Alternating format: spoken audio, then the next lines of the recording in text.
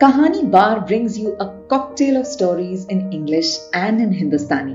मैं हूं ऋचा और आज मैं आपके लिए लाई हूं लेखिका शांता कौल की कहानियों का एक छोटा सा खजाना, उनकी सुप्रसिद्ध किताब काली रात का सूरज से। हमारी आज की कहानी है दो पतियां प्यार की। घर में शादी का समय है, सब और चहल पहल है। सभी लोग कोई ना कोई काम कर रहे हैं। आने जाने वालों का तांता लगा हुआ है। अभी शादी में पूरा 1 हफ्ता बाकी है, पर काम तो काफी है। कभी कोई दर्जी का समाचार लेकर आता है तो कभी कोई बावर्ची का। रिश्ते नाते की सभी बहुएं बेटियां सीने पे रोने के काम में व्यस्त है और दादी जी एक तक पोस्ट पर बैठी बादाम के लच्छे काट रही हैं। ये तो बहुत जरूरी चीज है। बादाम बारीक कटने चाहिए, तभी तो कावा भी अच्छा बनता है। सो दादी जी ने ये काम अपने जिम्मे ले लिया है। नाक पर चश्मा टिकाए सब पर नजर रखे हुए हैं और उनके हाथ सधे हुए अंदाज में बादाम को छुरी से लच्छों में बदल रही है। उनके चेहरे पर भी खुशी और प्रसन्नता का भाव विराजमान है। बीच बीच में कुछ कुछ गा भी रही है।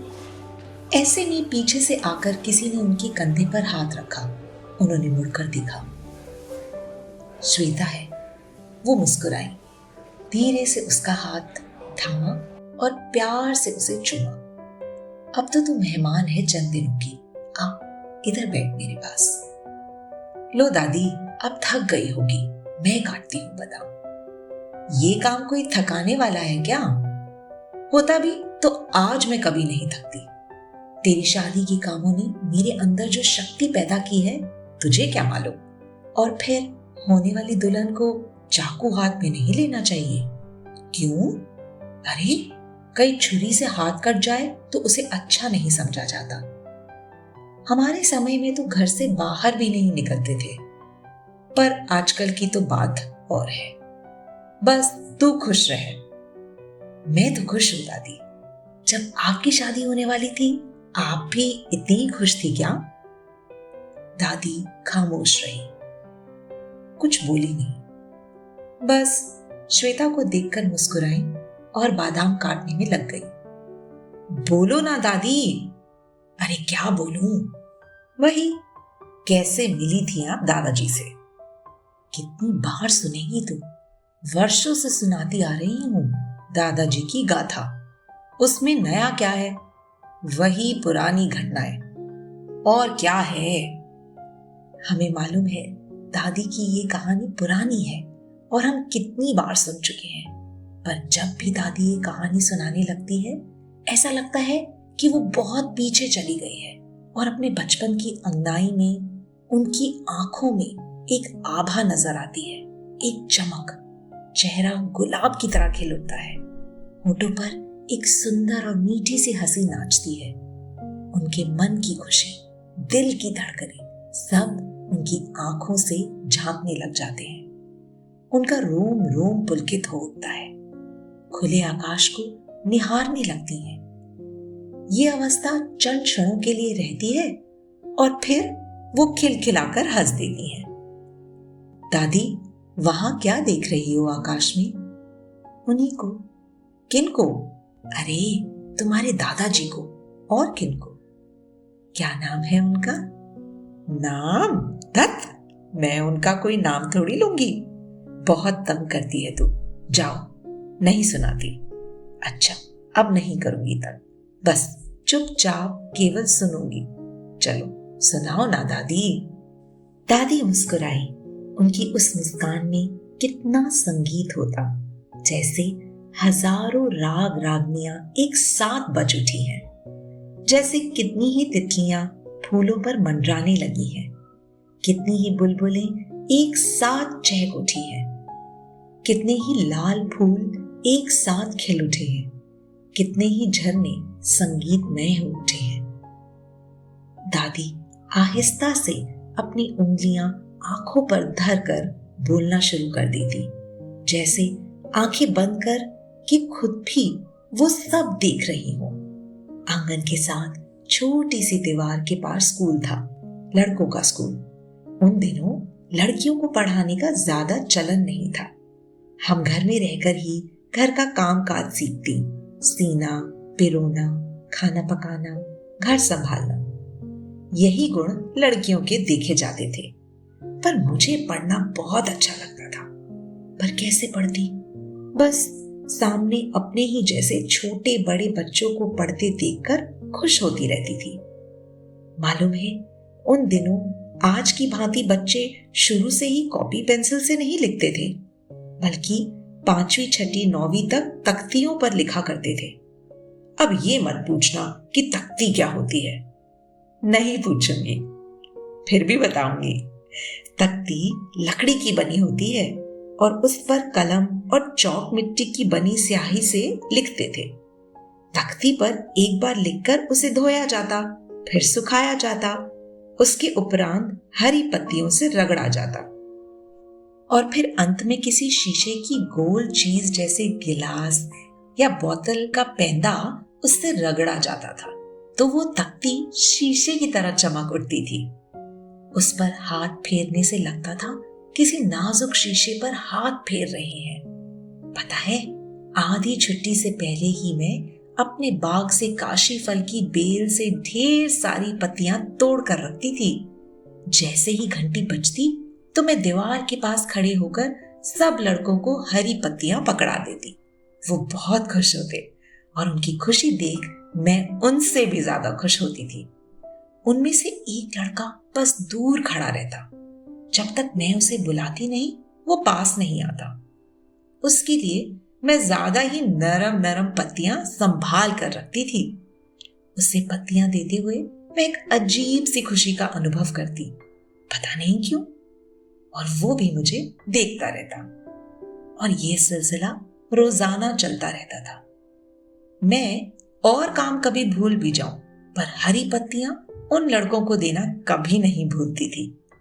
समय गुजरता गया, मैं बड़ी हो गई, वो लड़के भी बड़े हो गए, पर ये काम मैं करती रही और वो शर्मीला लड़का भी बड़ा हो गया। अजीब सा लगाव हो गया था उससे। वो अब भी सबसे अंत में आता।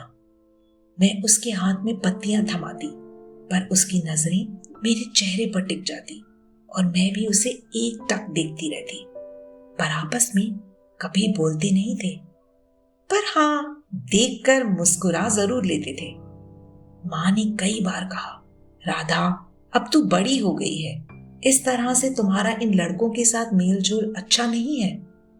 माँ, मैं तो केवल हरी पत्तियां देती हूँ तख्ती के लिए, मैं नहीं दूंगी तो वो कहाँ से लाएंगे? हाँ हाँ, जैसे हरी पत्तियां बस तुम्हारे ही बाग में तो मिलती हैं। माँ के मना करने पर भी मेरे इस काम में ढील नहीं आई। समय सरकता गया, कितनी बहारें आई और गईं, कितनी शरद चांदनियां पीछी, कितने शगुफे खिले, कितनी बारिशें आकर चली गईं। कब कैसे मालूम नहीं। मैं उस लड़के से कब और कैसे मालूम नहीं, पर मैं उस लड़के से प्यार करने लगी थी। प्यार क्या होता है ये सब मुझे मालूम नहीं था, पर उसको देखे बिना मन को चैन नहीं आता था। जब देखती थी तो अंदर एक अजीब सी हलचल अनुभव करती, जैसे हजारों लहरें किनारे से एक साथ टकराती हैं, जैसे एक खुशबू चारों ओर बिखर गई हो। ये क्या था मालूम नहीं, और फिर वो कभी सबसे आखिर में आकर खड़ा हो जाता। बोलता कुछ नहीं था, पर उसकी आंखें, उसकी मुस्कान, वो मेरे हाथ से पत्तियां लेने का अंदाज, सब में प्यार झलकता था, एक प्यार भरा अपनापन। और वो भी एक दिन आया जब वहां के बड़े लड़के 5वीं श्रेणी की परीक्षा पास करके दूसरे स्कूल में चले गए और उनमें वो लड़का भी था। कई दिनों तक मेरी आंखें खोजती रहीं, पर वो नहीं मिला। एक दिन मैंने दूसरे बच्चों से पूछ ही लिया, वो लड़का क्यों नहीं आता? वो तो बड़े स्कूल में गया, अब वो नहीं आएगा यहाँ। पर मेरा मन नहीं माना। मैं रोज पत्तियां लेकर उसकी प्रतीक्षा करती, पर वो नहीं आया। हाँ, वो नहीं आएगा, अपने आप को समझाती, पर इस मन का क्या करती? उसको भुला ही नहीं पा रही थी। समय की धारे को कौन रोक सकता है? बहता पानी है, अपनी गति से चलता रहता है और हम सभी उसकी रफ्तार से चलते जाते हैं, आगे और आगे। सुना था सच्चे मन से अगर प्रार्थना की जाए तो मनोकामना पूरी होती है। मैं भी सुबह शाम ईश्वर से एक ही प्रार्थना करती कि मेरी शादी उस लड़के के साथ हो जाए। पर किस लड़के के साथ? मैं तो उसका नाम भी नहीं जानती थी। हे ईश्वर, तू तो अंतर्यामी है, तुम्हें तो मालूम है वो कौन है। मेरी मनोकामना पूरी करना। ये कहकर दादी खामोश हो जाती, आंखें बंद हो जाती और हाथ मेरे को सहलाता रहता। फिर क्या हुआ? हाँ, बताती हूं ना। होना क्या था, समय बीतने के साथ मेरी शादी की चर्चा होने लगी। रोज एक ना एक नए रिश्ते की बात होती। कहीं लड़का अच्छा होता तो घर नहीं, कहीं घर और घराने की प्रशंसा होती तो लड़के में कोई कमी निकल आती। यूं समझ लो सारा घर इसी में व्यस्त था और मैं अपनी धड़कनों को थामे बस अनदेखे डर से कांपती रहती। और एक दिन ऐसा भी आया कि मेरी शादी पक्की हो गई। कहाँ हुई मुझे मालूम नहीं था, किसके साथ हो रही थी वो भी पता नहीं था। हाँ, सुनने में आया लड़का पढ़ा लिखा है, नौकरी कर रहा है, घर अच्छा है, सब खुश थे। पर मेरा मन उदास था। मैं उस लड़के को छोड़कर किसी और के बारे में सोच भी नहीं सकती थी। पर विडंबना देखो, भूल भी नहीं सकती थी। चुप थी मैं, भाग्य का लिखा भुगतने के लिए। और इधर माँ और दादी से सीखें मिलने लगी। ससुराल में जाकर अपने प्यार और शील से सबका मन जीतना, अब वही तुम्हारा घर है। अपने पति की सेवा करना, सास ससुर का ख्याल रखना, उनकी देखभाल करना, घर गृहस्थी संभालना, अपने माँ बाप का नाम रोशन करना। पर मेरा मन न जाने कहाँ भटकता रहता। एक बार वो लड़का मुझे मिल जाए, कम से कम उससे उसका नाम तो पूछ लूं। हे भगवान, मैं क्या करूं, कैसे कहूं इनसे? यही सोचते सोचते पल घंटों और घंटे दिनों में और दिन हफ्तों में बदल गए। और वो दिन भी आ गया। मेहंदी लगी, गाने बजाने की रातें आई, सब और खुशियों की बहार थी। सबके चेहरे खिले थे, बस एक मैं ही थी जो अंदर ही अंदर घुट रही थी, भटक रही थी। मेरा रास्ता क्या है, कौन है, किससे पूछती? ऊपर से सखी सहेलियां छेड़ती थी, क्या रोनी सूरत बना रखी है, हमें मालूम है तू अंदर से कितनी खुश है, बनती है हमारे सामने बस। मैं उनसे कुछ कह नहीं सकती थी, बस थोड़ा मुस्कुरा कर रह जाती।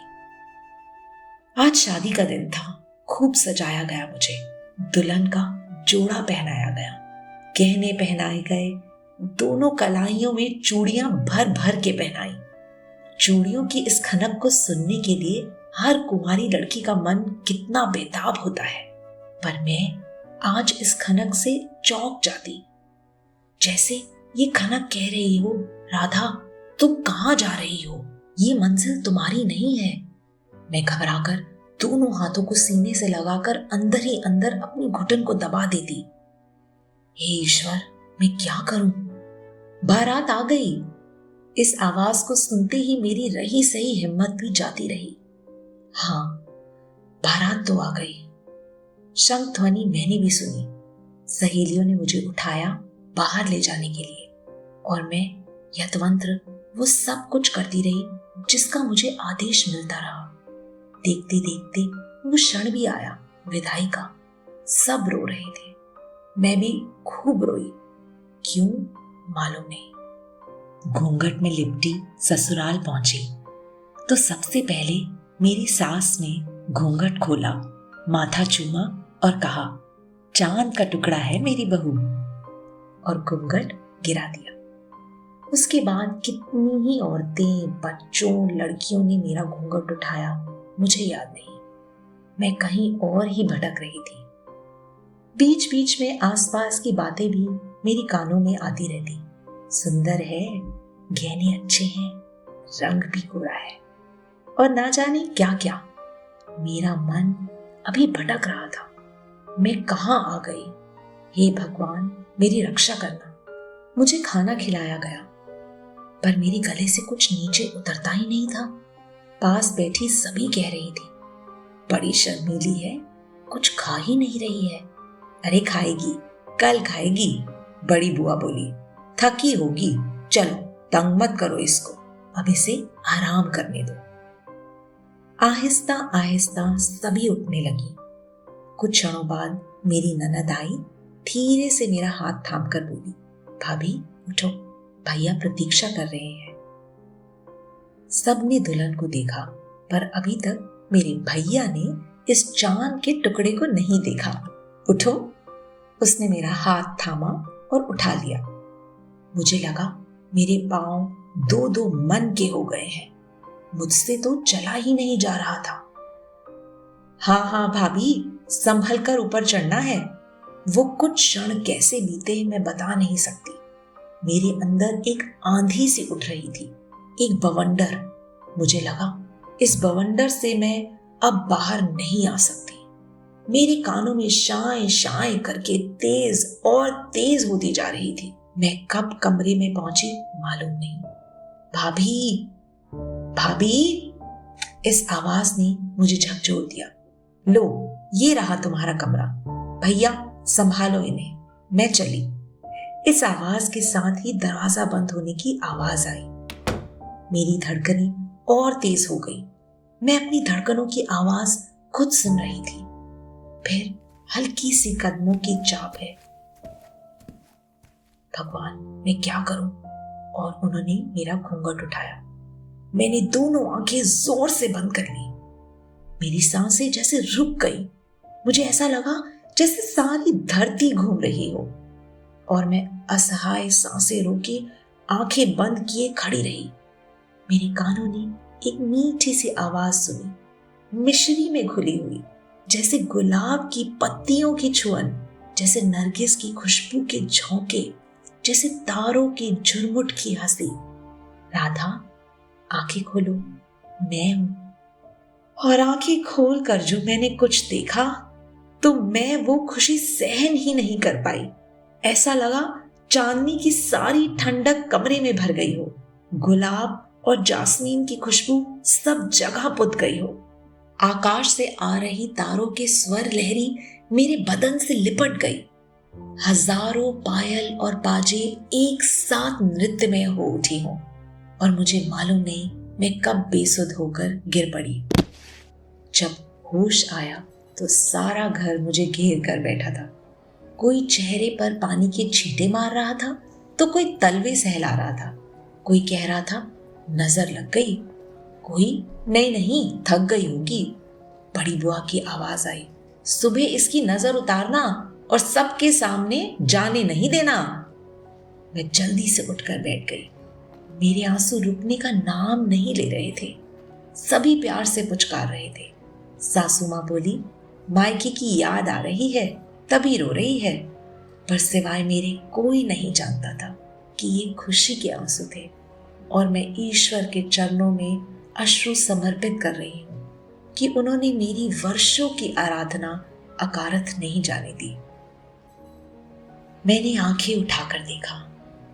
तुम्हारे दादाजी दीवार के सहारे खड़े मुस्कुरा रहे थे, इस अंदाज से जैसे कह रहे हो, वो प्यार की 2 पत्तियां आज मेरे हाथ में नहीं दोगी। तो आज के लिए बस इतना ही। हमें जरूर बताइएगा कि आपको आज की कहानी कैसी लगी। जल्दी ही मिलते हैं एक नई कहानी के साथ। Take good care of yourselves till I am back with the next story.